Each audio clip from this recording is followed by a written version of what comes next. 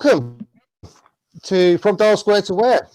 Got podcast royalty with me today in the form of Elliot Smith from Arsenal Vision podcast and Harry Symeou, obviously from the Chronicles of the Gooner podcast. Hi guys, how are you? All good, mate. All good. Elliot's royalty, man. I'm not. Elliot. I don't know about that. You know, I'm the one who comes from the country without royals. So how can I be the royalty? It doesn't. Yeah. Oh, you're definitely podcast royalty in the Arsenal world. I love your podcast. Well, I love both. Keep talking that way. I'll come on the show every day. Oh, yeah, more than welcome. More than welcome. But yeah, this is discuss anything interesting from Twitter content, as I'm sure you both know. This is a world where some people have crazy thoughts, some people are more steady, some people are funny, some people. So what we do is we pick up the best of the week's Twitter, discuss it in a bit more detail, fit so much in the 280 characters as you're allowed on Twitter. So there's been a lot going on this week. Now, obviously, we're entering the international break, and it's going to go dead for a little while. Arsenal Twitter provides content, like I said, for 365 days a year.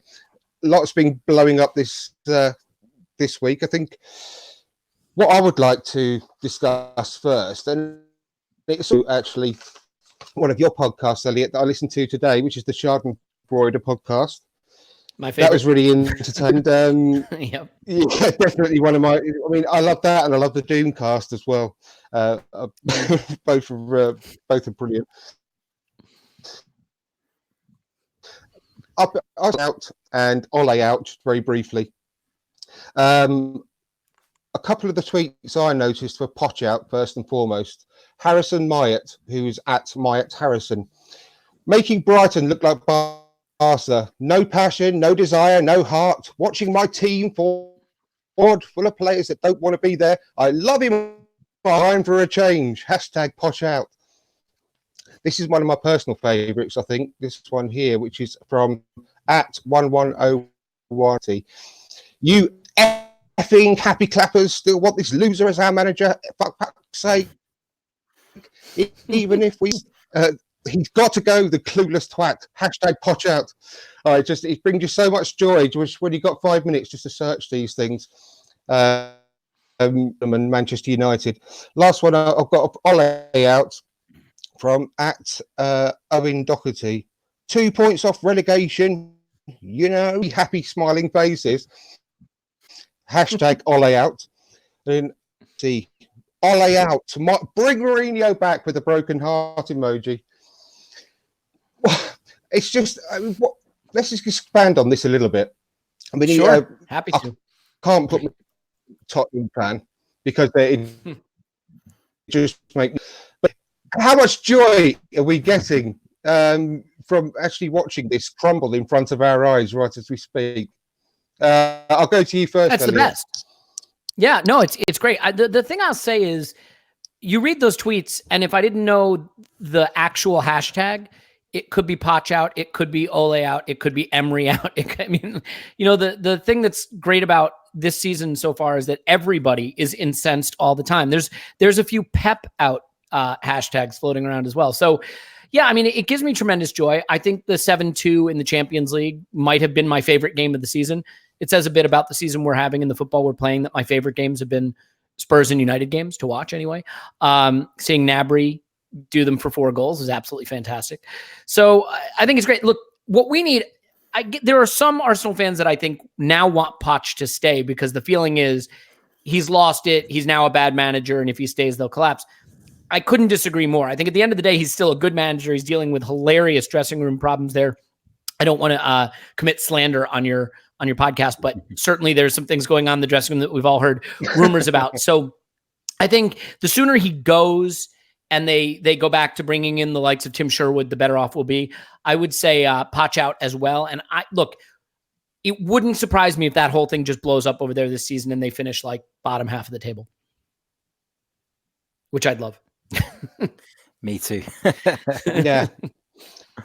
Now, by the way, And, I know this is being recorded, so I fully appreciate that I could wind up looking like an idiot at the end of the season. Sorry. There was just a little bit of a lag there. That's all right. Yeah, sorry. My thoughts on it. Obviously, it's great to see as an Arsenal fan. You know, we always want to see Spurs struggling. We take great pleasure in their misery as they do in ours. So, you know, there's nothing wrong with enjoying it from an Arsenal perspective.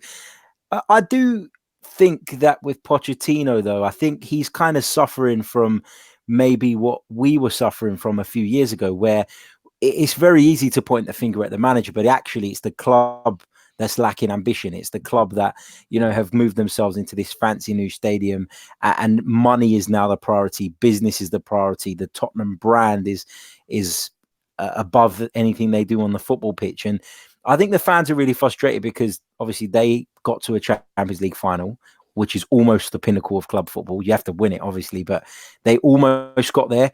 And to see what's happened the following season is probably really hard to take.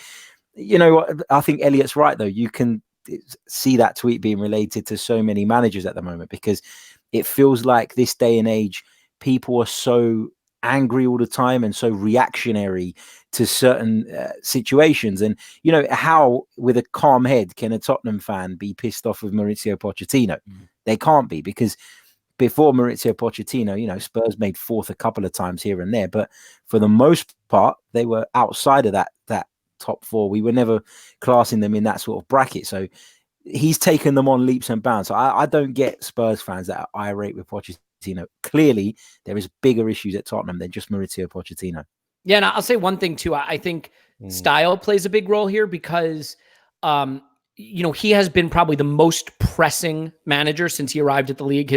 Their pressing stats have been consistent the whole time they're there. I think it is a style that requires a tremendous amount of buy-in from the players. And if you have a situation where you have players that are fatigued or you're dealing with injuries, they've had a relatively small squad. If it's a team that is having dressing room problems and they're not all working for one another on the pitch, his approach to football is one that can break down very, very quickly. We've seen it. They've struggled at the ends of league seasons, I think, precisely because of that. And if you look at Klopp, one thing that Klopp has done, I think that's interesting since he's arrived at the Premier League, he's picked and chosen, if that's English, his spots to press more. He was a very, you know, the gegenpressing thing was all his identity when he showed up. And now Liverpool's pressing stats have dropped and they picked their spots to do it, like against us in the first half when we played them at Anfield. But I think that allows them to stay strong throughout the season, whereas Pochettino's team struggles. So I think given his particular style of football, it's more susceptible to total collapse if you lose that buy-in. We saw the start of it at the end of last season, and maybe we're seeing it just continue now. Agreed. Great, but I do think it's personally time for them to have a change at Tottenham. I think they've just gone stale. I think a team has a certain lifespan before it needs freshening up, and they just haven't freshened it up enough, as we all know, last few years. And I just think that sometimes you listen to the same voice every day in training, telling you the same things. It just becomes monotonous. I think it would happen in any job, in any kind of walk of life. That sometimes it just needs a change at the top, and I think it'd be best for both to part ways. But it's always reluctant when you're looking in from the outside. You just want things to carry on as they are for as long as possible, and see them losing to. We are bad enough at the moment as Arsenal fans complaining about our results, and we just need to say to ourselves sometimes, at least we're not losing 3-0 to Brighton. At least we're not losing 1-0 to Newcastle. So yeah, we just have to count our blessings, I think, sometimes, and just take 1-0 to the. But that sort of leads me on to the next subject, really, about. I mean, there's too many tweets to mention everyone by name, but the dilemma that Arsenal fans are going through at the moment, and whereby some people are saying we've got to be really, really happy with the situation that we're in, versus the other side of the coin, whereby people are very despondent about the performances of the team. And I can see both sides of the coin. I am personally really disappointed with the results, but I mean, sorry for the results, I beg your pardon, but disappointed with the performance. And that's the one, yeah. Gripping onto our performances with the tips of our fingernails at the moment. So actually just hanging on to them, because you can't comfortably watch a match without being behind the sofa at the moment. So I'll go to you first this time, Harry. I mean, what's your thoughts on? Sorry, mate, you broke up there. Yeah, I've lost you a bit there, Andrew. He's coming. He's on his way back. Well, what are your thoughts, Harry? How do you feel about our performances versus our results? I think in terms of the results, I mean, that's all right, Andrew. Don't worry, we got the gist of the We got it. We got you. We got you. We got you. Don't worry. I think in terms of the results, you know, when you look at the fact that we've been to Anfield, we've been to Old Trafford, and we've played Spurs, to be in third is a very respectable position, which I'm obviously pleased with. However, my concern is that if the level of performance doesn't increase, then we may not be able to sustain that. And I think we were victims of that last season. I think that when you look over last season, you look at that 22-game unbeaten run in particular, people got carried away. But in actual fact, Arsenal weren't playing that well. Arsenal hadn't shown significant improvement. There were a lot of draws in there, a lot of cup games, Europa League games, etc. And that masked over the deficiencies in this team. And then when it came to the end of the season, we never had that extra gear to go up. And in actual fact, we never had that gear at any point in the season. But the table was giving us that sort of false hope because of the circumstances around us. Again, I think we're kind of lucky that Manchester United are way off where they need to be. Tottenham seem to be in disarray. Chelsea, the way they're going, you know, promising future and all that. But there will be, of course, inconsistencies in such a young side. So we have to capitalize on that. Do I think Arsenal will make the top four? Yeah, I do. I think it will kind of be by default, if anything else. But I also think that we need to increase our level of performance in order for this position, whether it be third or fourth even, for that to be sustainable over the course of the season. And hopefully we end up there at the end of the campaign. Yeah, well said. I got to tell you, Harry, like I think I'm pretty clear that I have some skepticism and concerns about this manager. I'm going to go totally off brand and give you the opposite view, just for the hell of it, right? Like the argument for why it could get better and why maybe the anxiety or anxiousness is overstated. So last season, if you think about it, we had that long unbeaten run. We weren't playing particularly well. The underlying metrics, the data, the performances were all pointing to the possibility that we could backslide. Having said that, right at the point where it looked like we were at least coalescing as a team, we lost some very important players to injury, notably Bellerin, which I think totally changed the way Emery wanted to play. Yep. We lost Holding, which meant Mustafi was playing more. It meant that we were a lot more vulnerable defensively. I think we started to make that switch to the back three, which I don't think was what Emery wanted to play. We saw when he first arrived, it wasn't what he wanted to play. You know, Ozil and Ramsey were in and out of the team because of situations that, while I may think he handled them wrong, were a little bit beyond his control from a footballing standpoint. Then we hit some form. And if you remember, right after the international break in February, we came back and we were on our best form of the whole season, not just getting results, but getting performances too. And then we lost Ramsey, and he felt like the glue that was holding it all together. We had already lost Bellerin, we had already lost Holding, but he was kind of finding performances. And we lost Ramsey, and it fell apart down the stretch. So you go into this season, and I think knowing that the loss of fullbacks was so important last season and seeing how poor Kolasinac has been, and I love Maitland-Niles, but I think he's been really poor this season too. Chambers has given us something, but I think we know he's not a fullback. If you wanted to make the argument for Emery, and I realize I have not been inclined to do that, but just to do it because I think it's important for the sake of balance, is that the return of the fullbacks could really prove very, very important, whether it is Liverpool or City, who we think are the best teams in the league. Where would Liverpool be if they didn't have Robertson and Alexander-Arnold? I mean, I realize we focus on Salah and Mane, but Alexander-Arnold and Robertson, in terms of ball progression and expected goal assists and things like that, they are top of that team. So if I'm inclined to give them the benefit of the doubt, and I'm going on long here now, it would be simply to see what he can do with Tierney and Bellerin. We looked great in midweek against Standard, admittedly a poor Standard with Tierney and Bellerin. So that plus Holding coming back, Chambers maybe getting a chance to move into central defense. I think it could unlock it, but in order for that to work, Emery's going to have to fix the midfield because I don't think he's gotten that balance right yet. And a lot of that points to Xhaka. So a lot of stuff in there, but I think making the case for him would be, we know fullbacks are going to be important and we're about to get two very good ones back in the team. Yeah, that's a great point. I think fullbacks are really, really important in what Emery wants to do. My only concern is that, and I can't say this for Tierney because I'd be lying if I said that I'd watched much of the SPL and Celtic. I'll be honest, I hadn't seen him play a single game before he joined Arsenal. But it's what YouTube is for. Yeah, I mean, but for me, Bellerin, we know what we're going to get with Bellerin, and we're going to get lots of runs up and down the right-hand side. We're going to get, in my opinion, a little bit more quality in that crossing position, because I know people talk about Maitland-Niles being a midfielder, but I just felt that at times for a midfielder, he was a little bit disappointed on the technical side. So we're going to get that from Bellerin, I feel. But I just feel like, no, I'm still here. No, I got him. We're fine.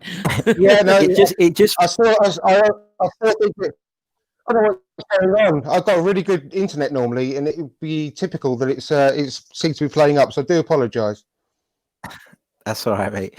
I just fear that even with Bellerin in the side, where we know what he's all about, and it wasn't so long ago that Arsenal fans were getting on Bellerin's back and saying that he can't defend, etc. I just don't think it's going to necessarily improve us defensively enough.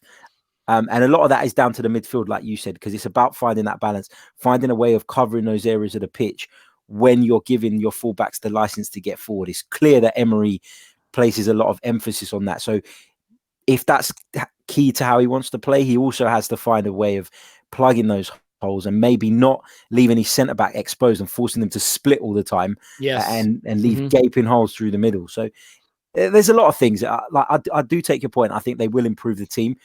Will they improve us defensively enough? I guess that remains to be seen. But your point is absolutely right when you say that is down to other areas on the pitch as well. Yeah, and Harry, just to be clear, like if you know me at all, I think you probably know that I have been an Emery skeptic. So yeah, me too. I'm making that other argument, and I think ball progression is an issue. I think it'll help Pepe having Bellerin in there, which he desperately needs that support, that other player to play off the flank. So we're grasping at straws for performances. Thankfully, unlike those other guys, at least we have the points in the bank, which is better than nothing. Mm-hmm. Exactly. Andrew, how's your internet holding up, buddy? Absolutely. Yeah, but I don't know what. I do apologise about this, guys. So hopefully it'll be. But I can't. I can hear you. Say that the one. I know the one constant that's causing a lot of our issues is Granit Xhaka, and I don't like pointing the finger at one guy. He has been the one constant in all of the poor performances of our midfield lately. And I can't help but think that the introduction of Joe Willock being the progressor and the runner, positive runner, that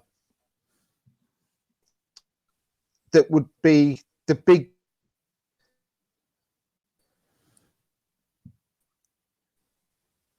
I like where that's heading.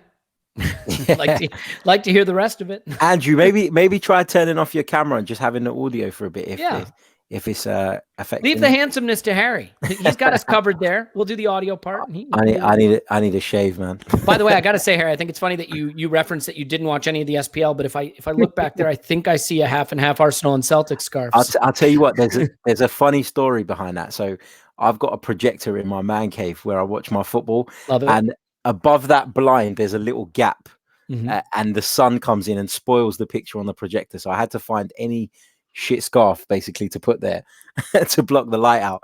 So I went with that one. I will agree with your assessment of the scarf. Yeah. All right, Andrew, where do you want us to go next, Mike? Or should we just take the wheel? I think Ole may be at the wheel. Yeah, I was going to say. Hey, while we're waiting, Harry, one of the things that I think we could at least touch on and have a laugh about real quick. What's your take on what is it? Wagatha Christie, I believe is the hashtag. Have you caught up with this? Yeah, I have. It's incredible that Mrs. Rooney has gone to those kind of lengths to find out who's leaking her stories. I mean, she should be a private detective for sure. I just think that if you put stuff on Instagram, then you're kind of asking for it to be made public. Now, whether it's your private account or not, if you want to keep something private, you simply don't put it on social media. And it just seems like Rebecca Vardy's had the opportunity to make a quick buck, and she's taken it. And it's you know what, if this isn't an international break, I don't think this is a story. But we're also starved of action. It sounds pathetic, but we could use something to derail Leicester, though. So I'm totally fine if this doesn't. I think so. There's been a lot of memes popping up on Twitter about it. I did one that I thought was funny, and it did no numbers. So I guess I'm not as funny as I thought. I went with the good Godfather meme. You know, any of you guys seen The Godfather? Yeah, absolutely. Right? I didn't know until this day it was Bazzini all along. And I went with I didn't know until this day it was Rebecca all along. Nobody liked that. But the one that did well was, I think, _Cannon. He went with the VAR is checking. Yeah, I've seen it. And then it said, the second VAR screen says it's Rebecca Vardy's account, which was to be fair, was pretty good. Yeah, I got to give it to him. Good follow there. By the way, I don't know if you've seen, FK on Twitter? Yep. He went with a little, I don't know if it's piss take or not, but he's, I think the exact comment is, I've a peculiar feeling we will move for Mourinho. So he's currently getting ratioed to death over that, but I'm curious what your take on that would be. Andrew, do you want to go in? Yeah, I do. Once again, apologise about that, missing out for a short while there. We got you back. Now, you said about FK. Who was he talking about Mourinho going back into? Sorry? Us. Are you joking? The Arsenal. Yeah. Are you actually joking? No. I mean, he's been so disrespectful to the club over the years. I just hate that man. I absolutely hate that man. And I've got a feeling that his tactics and his sort of the way that he does things is been surpassed in a similar way to Wenger's was, and he didn't adapt over the years. And I think Mourinho is very much along that sort of path. I am very keen on Freddie Ljungberg being the new manager eventually, whenever that may be. And I think it's been strong signs from the club that that's the way that they are sort of grooming him, if you like, to be the new manager. And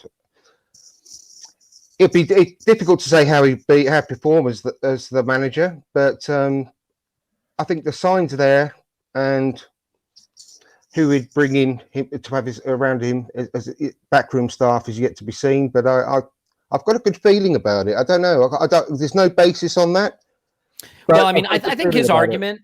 I think he was saying that, like we're really in bed with Jorge Mendes now, and so like obviously he's a Mendes guy, and there's some links there. Look, given what he's said about the club and what he's said about Arsene Wenger in the past and stuff like that, and the type of football he brings, like we're already sort of moaning that we don't have great football at Arsenal, and so like maybe he could win with bad football, but honestly, I don't know if I want to win with bad football from a see you next Tuesday manager. So like, just give me someone else. Just give it give me some young guy with some innovative ideas who plays some compelling football. That'd be fine. I mean, obviously Emery's not going anywhere yet, but I couldn't deal with Jose. I mean, Harry, I don't know about you. I couldn't do it. See, I actually despise Jose like most people, but I do think that he is a good manager.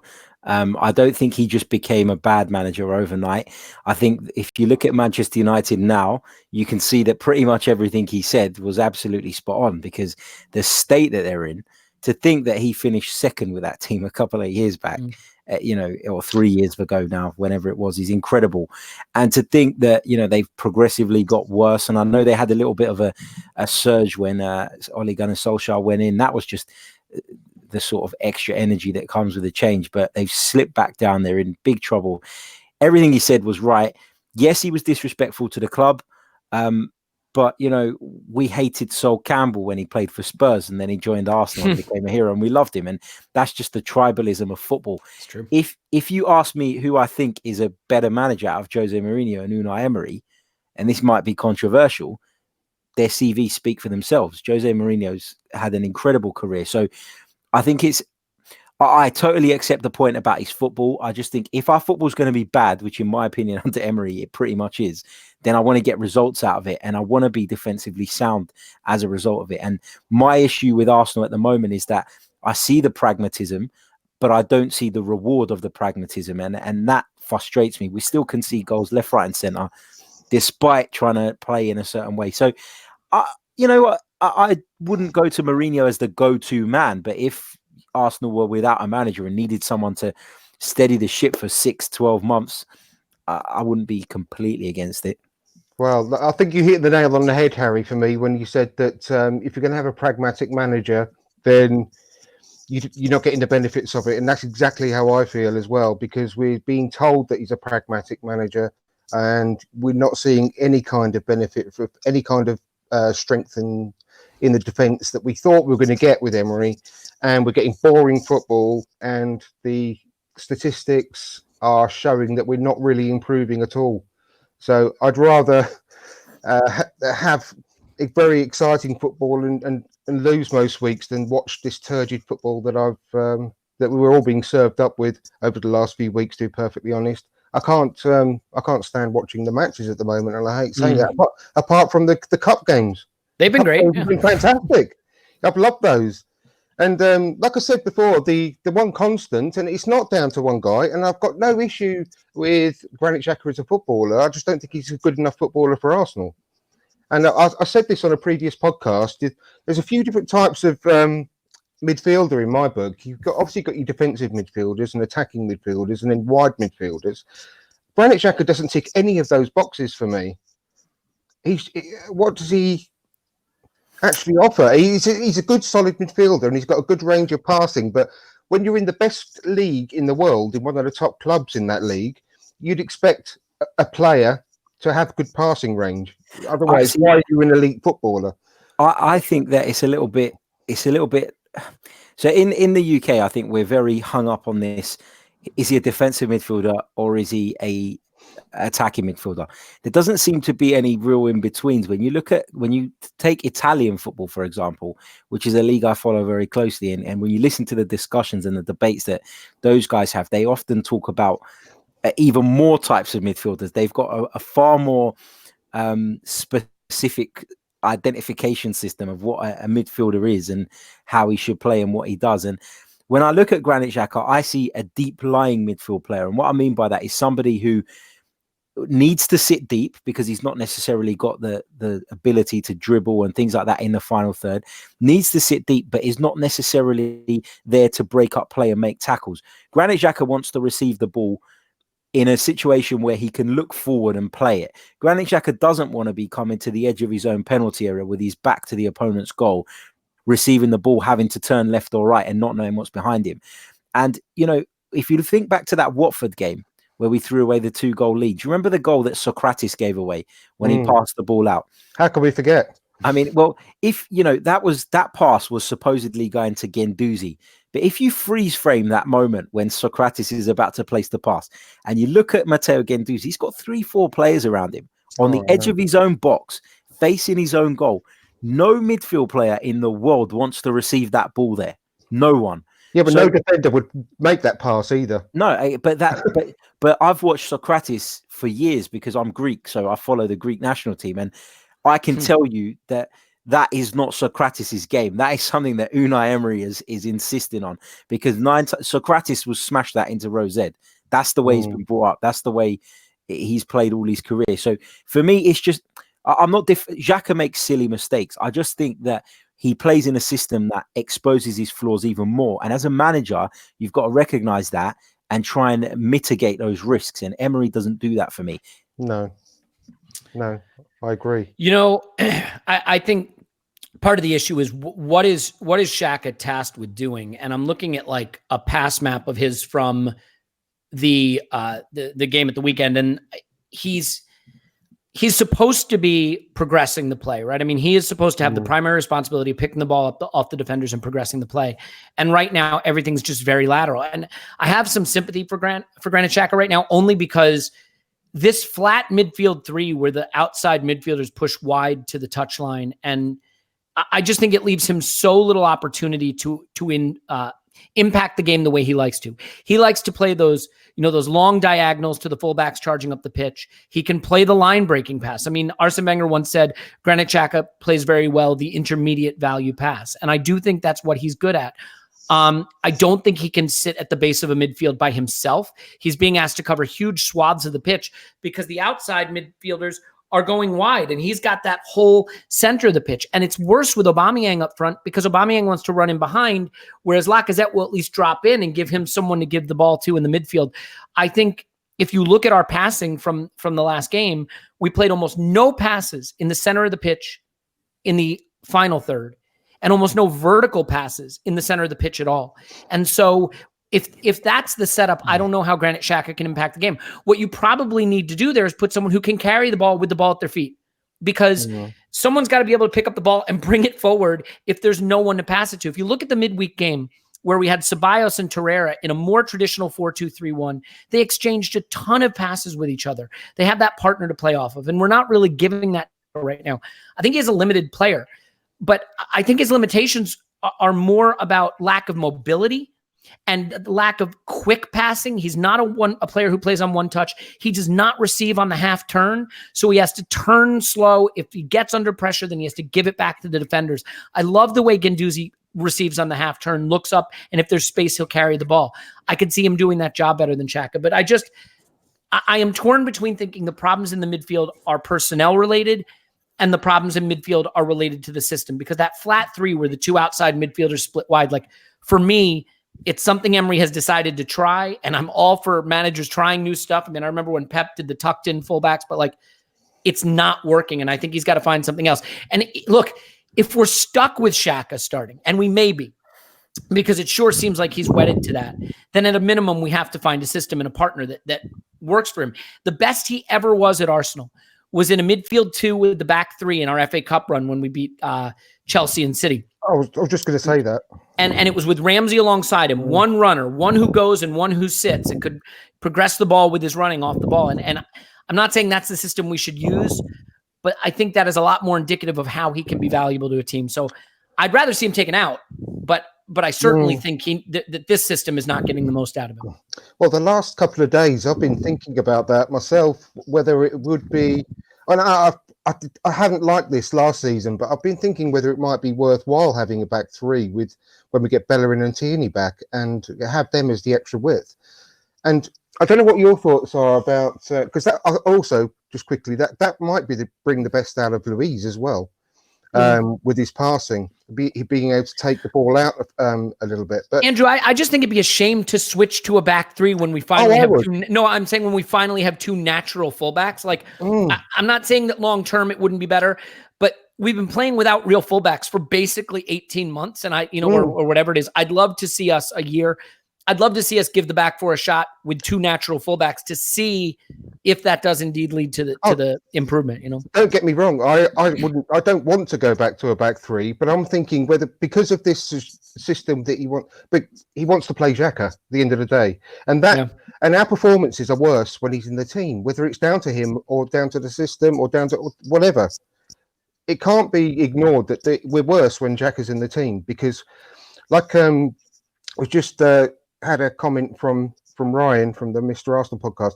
How's it we have a more attacking style in cup matches, but in the league we go back to within ourselves and we're so negative? And that's a lot down to the young players having a less fear, I think, and really wanting to impress. But it's also the one constant in those negative performances is Xhaka, and we can't get away from that. Now, what I want to get your thoughts on as well, just quickly before we lose time. I was thinking, with regards to the front three, and I know exactly how you feel, Elliot, about Aubameyang, and I feel exactly the same way, that he's got to be in the box, in and around the box. And when Lacazette comes back, he's also got to be in the box, because they are two of the best finishers in the league, if not, in Europe even. And they've got to be in and around the box, and it's such a waste of Aubameyang being pushed out wide. Now, we've also got Pepe now, who's basically, he's got to be in the team as well. Now, what I was thinking is, because a lot of people have been saying Lacazette should be the one to perhaps adopt the sort of the Firmino role, and he'd be the one that drops deep, but his distribution isn't good enough for me. He's a brilliant player. I love him, but he's not very good at those passes, those clinical passes. I was thinking it'd be a good opportunity to drop Pepe in behind the front two, have Lacazette and Aubameyang, and because when they have Bellerin and Tierney back in the team, they are going to be offering a lot of the width. They're going to be up and down the wings, as we know. So we won't lose width with those two in the team.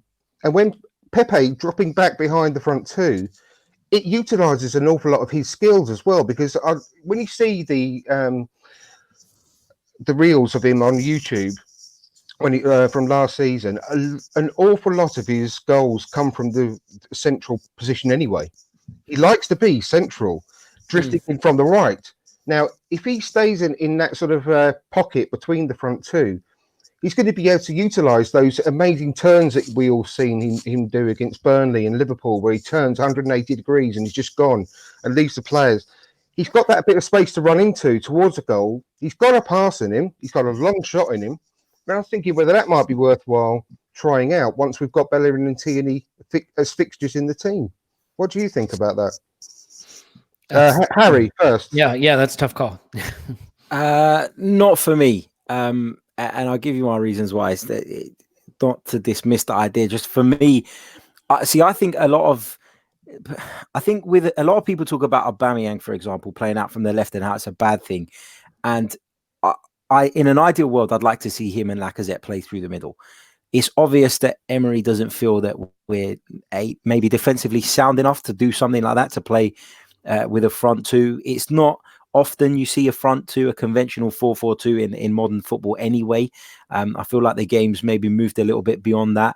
I mean, I can't think off the top of my head of any teams in the Premier League that start with that regularly. I mean, Watford used to do it a little bit last season. Other than that, I don't know where you got the 4-4. I didn't mean playing in the. No. I'm saying I'm talking about the strikers. So, as in the two strikers playing together. That's what I'd like to see in an ideal world.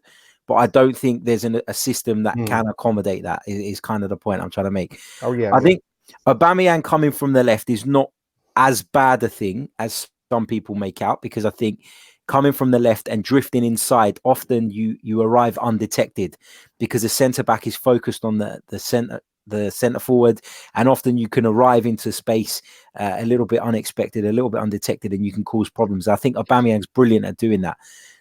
Lacazette, for me, holds the ball up really well, attracts the attention of the defenders, which in turn, like Firmino does, creates space for those wider players. But then the guy in behind them has to be able to pick out that killer pass. And this is why I'm so mystified as to why Mesut Ozil is is being completely overlooked. Now, I've got no issue with us going to Old Trafford and maybe feeling like he's not going to put the work rate in to start in that game. I've got no issue with that. I've got no issue with him being left out of certain fixtures here and there. For me, Pepe is a winger. That's where he's played all his career. I want to see him there. But I want to see him play there with Mesut Ozil behind them, feeding those passes, because I don't know what you guys think. I think that Pierre-Emerick Aubameyang and Nicolas Pepe will be sitting there from week to week, scratching their heads and wondering, when they're looking behind them and seeing a midfield of Torreira, Guendouzi and Xhaka, as it has been on many occasions, I'd imagine they're turning around and looking at, where's that pass going to come from? How can I, as Nicolas Pepe, do what I'm good at, and that's play on the shoulder of the fullback, knowing that I'm going to get that pass? I'm not going to get that pass from them. And I just think that Pepe's strength is his dribbling, his pace, his ability. I want to see him playing off the last shoulder of the man. I want to see Aubameyang doing that as well, because they're both electrifyingly quick. But right now, unless you put a player in that position that can make those passes and has that vision, even if it's one pass a game, one top quality pass a game, can make all the difference. So I don't think Pepe's equipped to do that. I think it's best to use him to his strengths. Maybe Ceballos can be that player in the future. I don't know. But for me, I wouldn't put Pepe there. It's just my opinion. There's nothing wrong with the suggestion. It's just my view. I don't think he's his game. I just want to see Aubameyang. I think we'll lose goals from Aubameyang if he plays from the left. He can play there brilliantly. However, we will lose goals from him over the course of a season. What do you think, Elliot? I think it sort of depends. I've always been very play Aubameyang through the middle, just figure out the rest of it. But I think that you can play a 4-3-3 where Aubameyang's on the left and he's running the channels, or you can play a 4-3-3 where Aubameyang's got chalk on his boots. I don't want the latter, but I think you can do the former. And I think one of the things you have to do if you're going to do the former is you have to take the handbrake off your fullback and let him get up and down the wing. And Tierney can do that. And hopefully that's how you'd play it. I mean, think about last season. The irony is Clive on our podcast often says, a back three is not a defensive formation. And I think you see that in last season versus this season, because when you're attacking in a 3-4-3, oftentimes we'd be building attacks where Mkhitaryan, Lacazette, Aubameyang, Maitland-Niles, and Kolasinac were in the final third to deliver the ball, deliver the cross, overlap. Iwobi with Kolasinac overlapping created a lot of goals for us, or a lot of chances. This season, I feel like the path to goal is give it to Saka, or the last couple games, give it to Saka or give it to Pepe and hope they create something. And I look at Pepe against, I look at Pepe at the weekend, for example, and I think like Bournemouth, I don't even think they were that good defensively, but what they did, we gave the ball to Pepe and he was tasked with picking it up at the halfway line, carrying it into the final third, beating a man, and then either taking a shot or releasing it. We're attacking with so few players. And I think Harry is absolutely right. Aubameyang looks frustrated. Who's going to get him the ball? Where's that going to come from? I don't look, there's not a lot of goals created from through balls in football. We envision this idea that Ozil's going to be sitting there at the D, dropping dimes between central defenders, players running in. That just doesn't happen that much. Even City and Liverpool don't create that many goals. But you have to carry some threat through the middle. You've got to have players sitting at the top of the box distributing from that position. And we put no one in that position. Everything is from wide. And last season, at least it was from wide with the support of an overlapping wingback. This season, it is literally just the wide forwards. And Emery's way of making a goal seems to be give it to a wide forward and magic something into existence. And I think that's just not. And if you look at the midweek games, I think it is absolutely a tactical difference. Watch any attacking move against Standard at midweek, and you've got 5 or 6 Arsenal players in the attacking third at a minimum. So and a lot of that, look at the little exchanges on the ball that Ceballos was doing from the channels and from the top of the box. Willock was doing it too. We're not getting any of that. Ramsey last season provided some of that because whatever you tell him, Ramsey's going to run into the box. It's just what he does. So yeah, I got to tell you, like, I look at Pepe, I look at Saka, I look at Martinelli, I look at Aubameyang on a wing, whatever you want to call it, until there are other players sitting in central positions in the final third, we're going to be very easy to stop from creating chances. And I think Aubameyang coming back helps because it's a focal point, and at least you can progress the ball to the edge of the final third in the center of the pitch. But it's not going to fix it unless he lets those fullbacks get in there and lets some of his midfielders get in there. And I don't know if he's willing to do it. And I think, interestingly, you look at some of the games where we played really, really, really bad. We've had leads. What were some of our worst halves of football? I'd argue that 2 of our worst halves of football, Anfield aside, second half against Watford, second half against Bournemouth, games where we had leads. Because I think when we have leads, Emery's default position is drop a little deeper, play on the counter, commit fewer resources to attack, and then you're inviting teams to come at the worst part of us. Sorry, that's exactly. Yeah. And if you don't have a defense, then you can't do that. You can't say to your opponent, come and have a go at me when you're not equipped to deal with it. Juventus are equipped to deal with that. Atletico Madrid can go to a ground and soak up pressure for 80 minutes and be fine. We can't do that. And this is a manager who signed David Luiz, Socrates, a defensive midfielder in Torreira. He signed a fullback now, a goalkeeper. If you're not going to improve your defense by bringing in players, and you could argue that he's not had the final say on that, but under his watch, the players that have come in have not improved us defensively. You have to be held accountable for that. Well, someone does. Well, don't you think that Willock would go an awful long way to solving a lot of our issues? I don't, and it's not because I don't trust Willock. I have to tell you, like, I have come around to the idea that this is a system over personnel issue. That yes, he does put square pegs in round holes sometimes, or round pegs into square holes, depending on your hole and peg perspective. But I think he puts Xhaka as alone in a flat 3 to cover huge amounts of pitch when Torreira would be the one who's more suited to doing it. He's had Aubameyang play as a lone winger with chalk on his boots on the touchline. Like, there have been things that suggest he doesn't always put square pegs into square holes. But like, I think as long as he's playing that flat midfield three and spreading his midfielders wide and only letting one fullback overlap and not contributing more players to the attacking third, not like, there's some amazing stats going around. I don't have them at my fingertips, but like the number of possessions we've had this season that are more than like 8 passes, we don't possess the ball. We don't put opposition under sustained periods of pressure in their defensive third where they have to concentrate and focus and don't have the ball and chase and chase and chase. And so they're fresh late in games because they're not chasing, and they don't have that same vulnerability that comes. I mean, look at us at Anfield.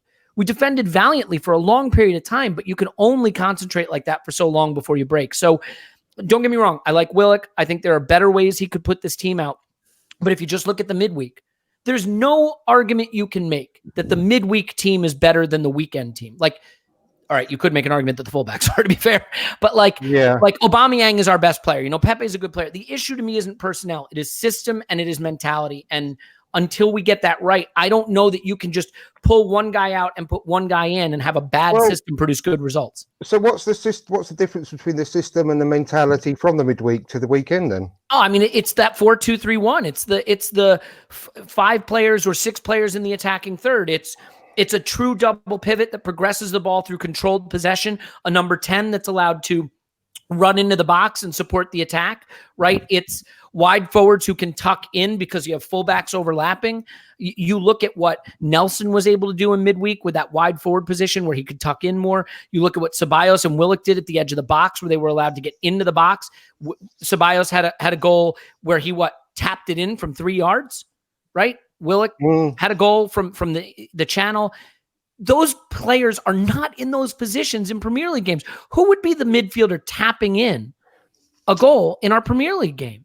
Torreira, but we know that doesn't suit him. Ultimately, I think it is absolutely a system and mentality situation in terms of the way they're spread across the pitch and vertically, those distances, and then the commitment to getting into the final third. I think so, yeah. Sorry, I'm getting all worked up here. This is how I am. I get very emotional about this stuff. No, I do as well. It's very frustrating. I really, really have enjoyed watching the cup games. I really enjoy watching the cup games, and I haven't enjoyed a single league game so far this season. We haven't won a league game by more than 1 goal all season. And that just says to me that he does. It's just, I just wish we could kill. You know what I think is interesting though, Andrew? Like, what's interesting is we've played our best football behind and we've recovered the most points from losing positions.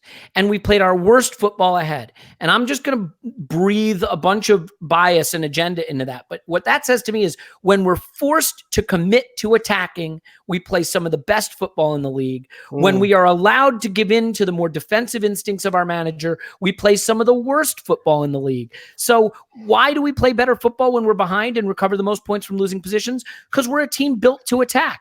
Why do we play terribly when we're ahead? Because our manager loves to sit in a shell and be reactive. I mean, I don't have another conclusion. No, I know. Harry, I mean, it's just so frustrating, isn't it, Harry, where we seem to our midfield just parts like Moses parting the Red Sea and allow the opposition players to just run straight through the middle of us and just take pot shots at the edge of our box. I mean, I've never seen a game like the Watford game in my life. That comes from the way our fullbacks bomb forward. You then have a situation where your centre backs are forced to spread wider to cover more width of the pitch. Your central midfield players are forced to spread wider to try and cover larger areas of the pitch.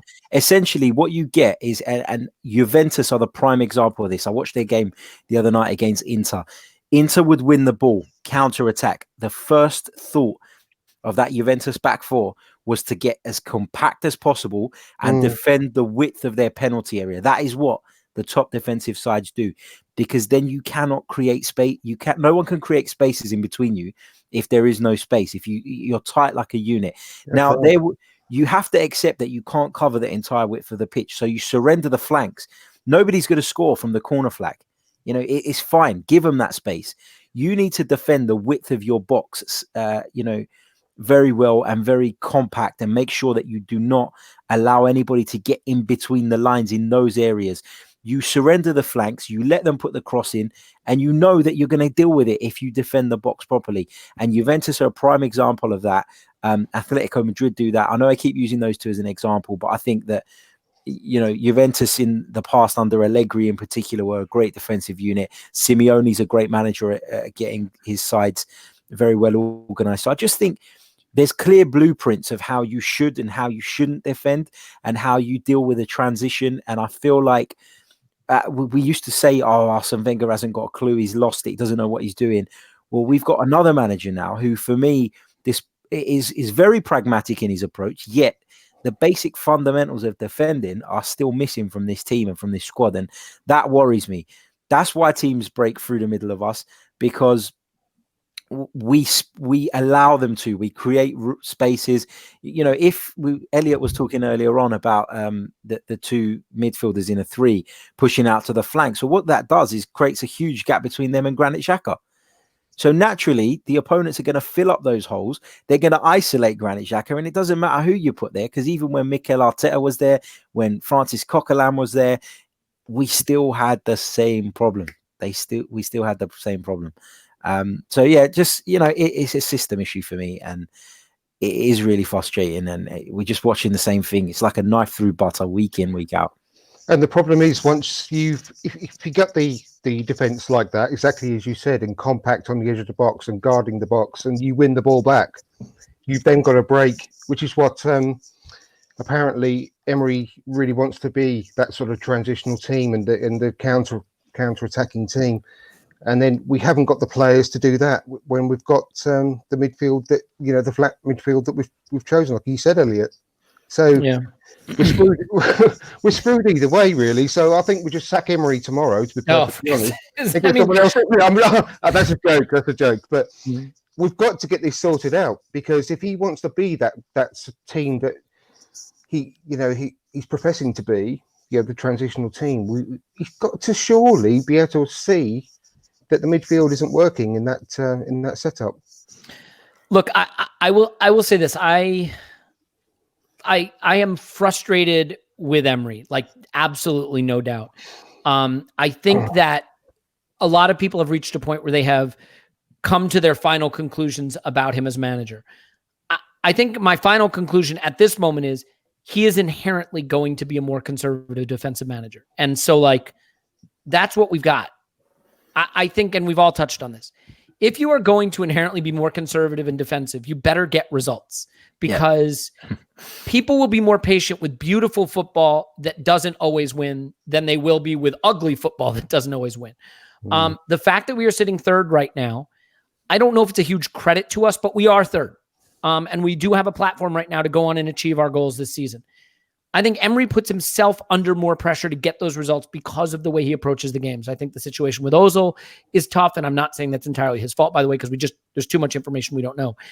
If the football doesn't get more enjoyable to watch, the results are going to have to continue to be very, very good or even improve, because I think this football, if Spurs and United weren't garbage right now and we were sitting seventh, I think there'd be a lot more people, even a lot more emphatic about what they think about the manager right now. 100%. And it could be a lot better as well, because, you know, those two drop points against Watford would put us above Man City right at this second as well, after being 2-0 up. Which is incredible. Yeah. And by the way, that's why the table is sort of a pointless thing to use as an evaluator at this point in the season, because I don't think anybody's going to look at their performances and our performances and say, we're almost as good as Manchester City. We're not. We know we're not. So, like, yeah, exactly. You have to look at the football. That's the next thing, really. It's because of these people that are saying that they want the better performances, and people saying, no, we're third. Well, exactly what you just said, Elliot. The third doesn't matter at the moment. I think we're there by the skin of our fingertips because of the performances, because we're not capable, or well, we are capable because we've done it so far. But how long will it go on whereby we are going to be holding out and keeping these wins rather than capitulating like we did at the end of last season? And it seems to be following the same sort of pattern at the moment, with the long unbeaten run from last season and then the poor performance at the end of the season. it seems to be that sort of way. But I'm keeping my fingers crossed. But I do really want to say that the squad that we've got and the players that we've got, yes, we've got a lot of young players at the moment, but I am very excited about this group of players. I think we've got some outstanding youngsters coming through. I mean, Martinelli is clearly going to win the Ballon d'Or for the next 15 years because he's that good. Of course. You know, I mean, if Saka doesn't beat him to it, obviously. Well, yeah, that's very true. Yeah, exactly. I mean, the squad strength and depth, I think, is very positive at the moment. And who would have said this time, you know, at the back end of last year, that would be so well off, really, for centre backs? I mean, our centre back pairing, I think, really long term, I would love to see Chambers and Holding just to give them a shot, even the Europa League, just to see how they get on, because they go back a long way. They're both having, well, Chambers has had a fantastic season so far. He's come back from Fulham a different player, as far as I'm concerned. Holding had a very, very good performance in the Cup. I can't wait to see how he's going to progress.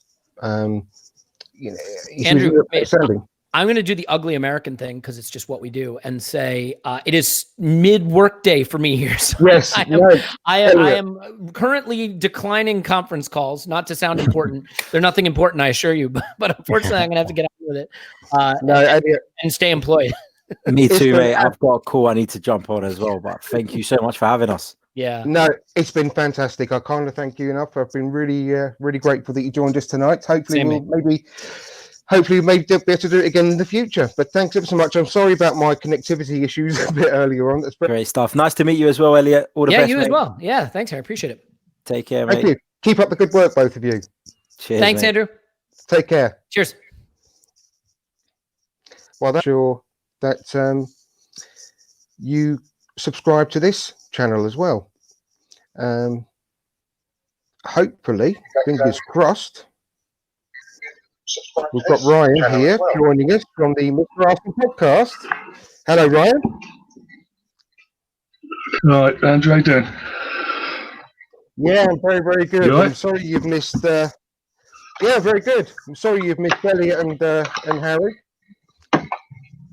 But I would like to discuss with you. I'd like to discuss with you.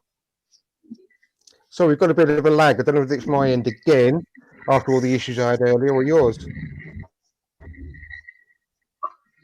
Probably both, to be honest. Yeah. I live on top of an airport, so. Oh, really? Listen, I wanted to talk to you about a subject, really.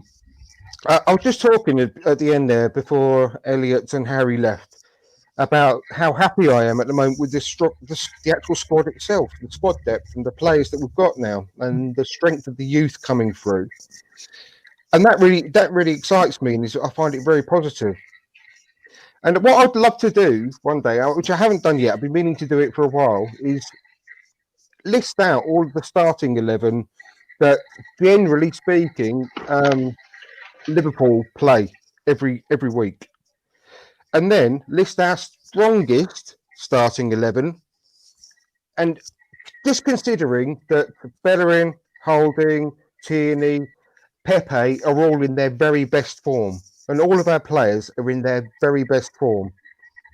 And if you put our strongest possible starting 11, and then list it against the Liverpool's strongest starting 11, I just wonder how many players you think would be inferior in our squad to Liverpool's. I don't think there'd be that many, you know, because Liverpool are extremely well coached, and they play. Every player knows their position inside out and their job on the pitch inside out. But their midfield, or the midfield that they've got, isn't the. They have got no sort of world-class, big-name sort of midfielders in their teams, you know what I mean? They're all very good, competent midfielders who are doing their job perfectly. Yeah, as you said, they haven't got exactly world-class midfielders, but they've been coached, as you said, and they've got a coach, manager, however you want to put it, that all the players collectively are run through a wall for, game in, game out. Exactly. To the point that 8 points clear after 8 games. Exactly. Well, And that's what I'm trying to does. make. The point I'm trying to make, like the difference a really good coach can make to a team. Now, Yeah, that's what I was about to get onto.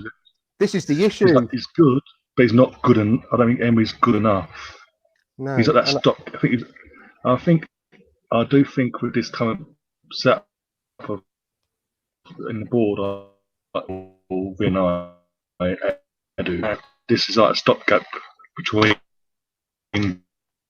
Wenger and the next manager, or name it, as in get out all the crap, lay some sort of foundation, and then the next person comes in and going to be Allegri, just because he's proven in Italy, and the fact that they praise him and value him more than they in Italy. Look what he did, and he's now doing it in Milan. Is at Chelsea.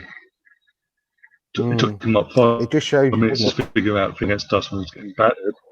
They went on to if he was at a different club where it wasn't a mentality after one good season, they all down tools and all that, and in the back, he'll be in this he'll still be in this league, possibly winning another title.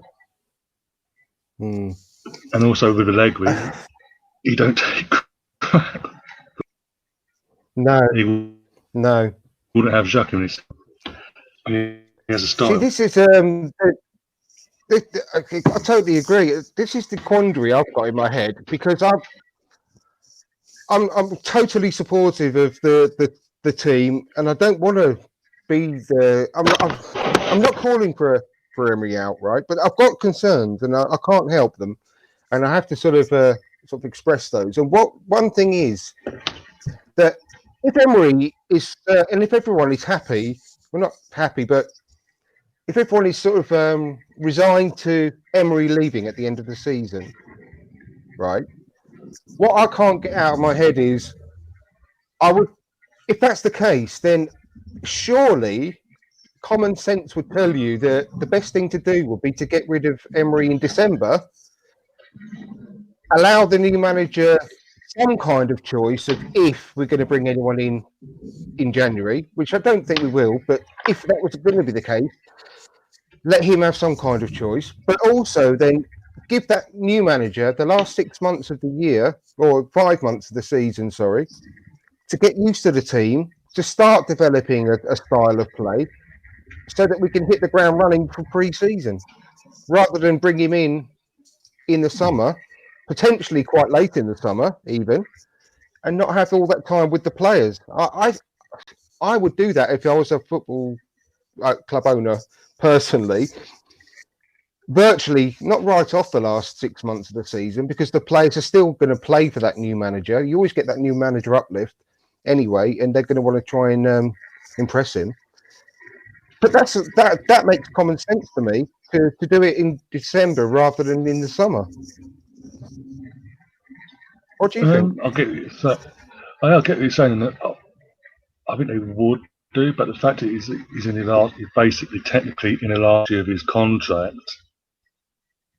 That's It's only going to be 6 months payoff. Sort of holding off. I know, but this is Arsenal. We like to save money wherever we can. After what Gazidis done to us.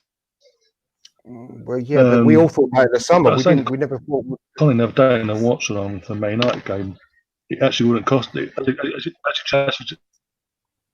As you just said, it wouldn't cost us that much because literally technically offer him a new deal. Well, it's taking that option. We wouldn't even have to pay it off in one go, would we? Just carry on paying him his salary for the next 6 months. Yeah. I just can't get that out of my head. Surely that makes a much better idea. I mean, my my It would make more heart sense for it to be says available. Ljungberg every day of the week. Yeah, my heart says Ljungberg because I love Ljungberg. I think he's done a great job so far, but my head would probably say someone else. Because obviously Ljungberg could be the next best manager in in the world for all we know, but until he gets that chance, we won't know. However, I hear so many people talking about Allegri and Conte and so on and so forth, and they've got great track records. But I'm worried that the big name Hollywood manager has gone the same way as the big name Hollywood players, and just mercenaries out for the buck, rather than having the good of the club to heart, if you know what I mean. I would much Yeah, I get rather what you go mean, for a but real up and I'd coming also manager, like Nagelsmann, for example. Yeah, that's true. I get what you're saying, but it also could go one or two ways. With Lumberg, it could go the way of, as in, we could have a Lampard effect, where it's the players respect him and they buy into him straight away. We could have an Ole Gunnar Solskjaer thing, and just in mid-table fighting for relegation. So I'm to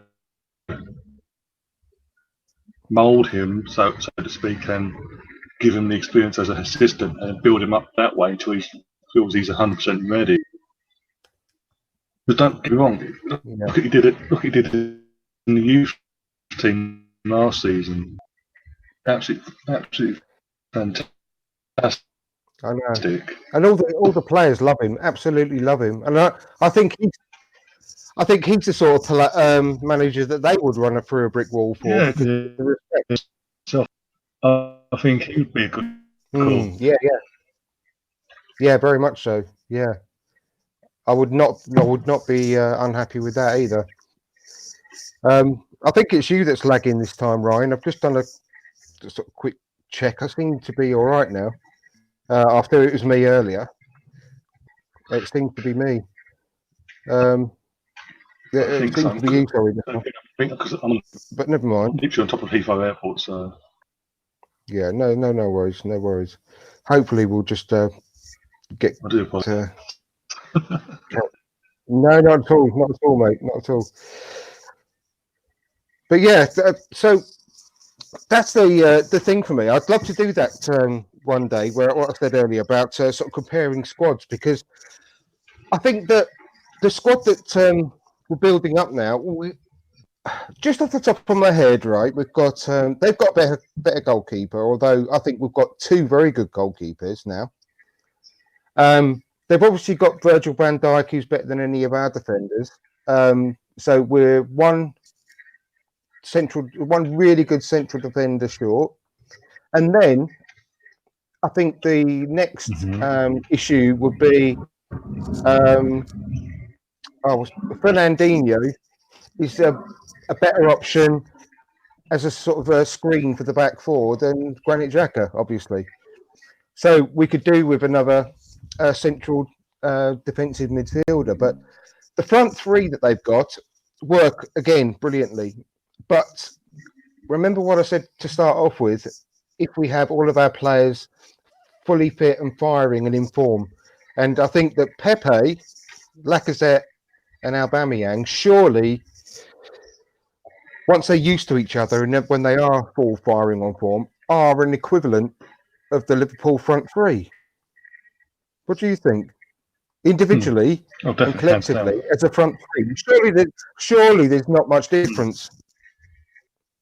So with the rest of them, taking the rest of their midfield into like Wijnaldum and Milner into account, and obviously the Ox, for example, and their fullbacks are clearly really, really good. But I don't think our fullbacks are too far off now, especially once they get fully match fit.